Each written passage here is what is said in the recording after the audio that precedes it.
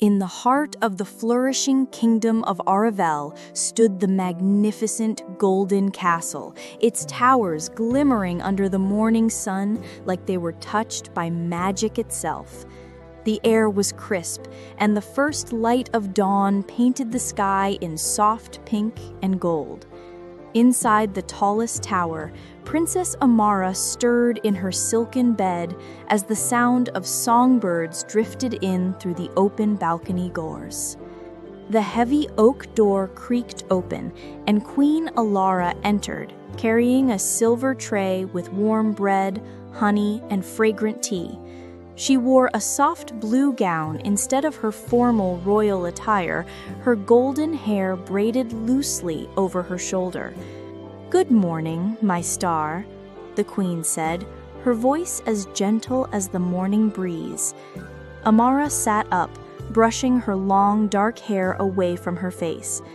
"Mother, you do not have to bring me breakfast yourself. You have an entire kingdom to manage." The queen placed the tray on a small table beside the bed and smiled warmly. "And I have a daughter to love before all else." She brushed a loose strand of hair from Amara's cheek, the same way she had done when Amara was a small girl afraid of thunderstorms. Though she smiled back, Amara thought to herself that her mother treated her as though she were still that little girl, not the 16-year-old who wished for more freedom beyond the castle walls. Later that day, Amara found herself pacing the palace garden, a space filled with roses in every shade of red and pink. The grand summer festival was beginning in the village below, and she longed to join the celebrations. She could almost hear the laughter, smell the sweet pastries, and imagine the music floating in the air. But when she had asked her mother earlier, the answer had been no. In the throne room, Queen Alara listened patiently as Amara tried again. "Mother, the festival is an important tradition. How can I be a future queen if I do not even attend the gatherings of my people?" The queen's expression softened, but her voice was steady. "The roads are dangerous after the heavy rains.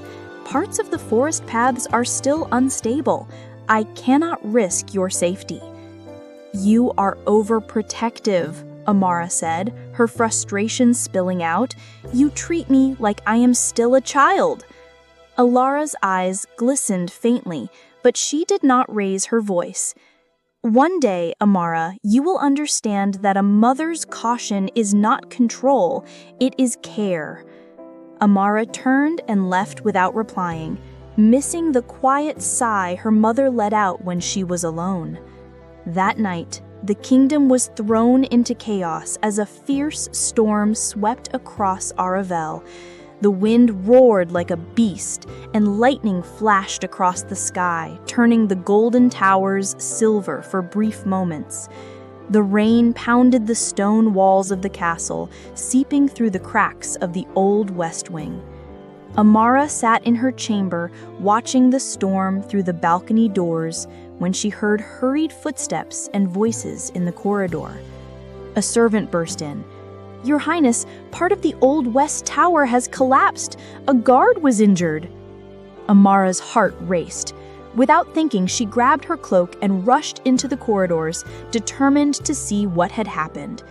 Rain whipped at her face as she stepped into the courtyard. The west tower stood partially crumbled, and she saw debris scattered everywhere. She moved closer, ignoring the wind's howl, until a sudden crash of wood and stone made her freeze. A beam fell, and she found herself trapped, unable to move as rubble blocked the way back. Through the blur of rain and panic, Amara heard a voice calling her name. "Amara!" It was her mother. Queen Alara was running toward her, her gown drenched, her crown gone, her hair plastered to her face. The queen reached the rubble and began pushing and lifting with her bare hands, her palms scraping against sharp stone.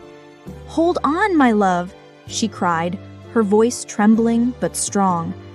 Amara felt her own tears mixing with the rain as she watched her mother fight against the heavy debris. With the help of 2 guards, Ilara managed to lift the beam enough for Amara to crawl free. The queen immediately wrapped her daughter in her own royal cloak, holding her tightly despite the storm. "Never again," she whispered fiercely.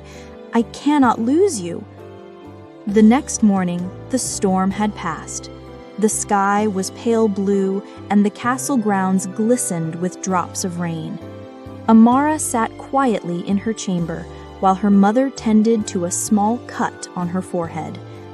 "I am sorry, Mother. I thought you were just trying to keep me from living my life, but you were protecting me. Last night, you risked yourself without even thinking." Queen Ilara smiled faintly, her hands still gentle. "That is what a mother's love is, Amara. It does not stop at the crown or the throne, and it does not stop for fear or danger. It moves before thought, because the heart will not let it do otherwise." Amara felt a warmth in her chest she had not known before. She had always loved her mother, but now she understood that her mother's love was deeper than she had imagined, fierce, selfless, and unbreakable. Weeks later, when the kingdom gathered for the delayed summer festival, Princess Amara stood beside her mother on the balcony overlooking the courtyard. Lanterns glowed, music filled the air, and the people cheered for their queen and princess. Amara stepped forward to speak. "The strongest shield in Aravel is not made of steel or magic. It is the love of a mother. It is the courage to face storms, the strength to lift what is too heavy, and the devotion that never fades. My mother, Queen Ilara, has shown me that love like this is the greatest treasure a kingdom can hold." The people applauded, but Amara only looked at her mother. Her eyes shone with pride and tenderness. And in that moment, under the warm glow of festival lanterns, Amara knew she would carry her mother's love in her heart for as long as she lived, and when her time came to rule, she would protect her people with that same love. Moral: a mother's love is not bound by crowns, castles, or distance. It is the shield that stands between you and the storms of the world, even when you do not see the clouds gathering.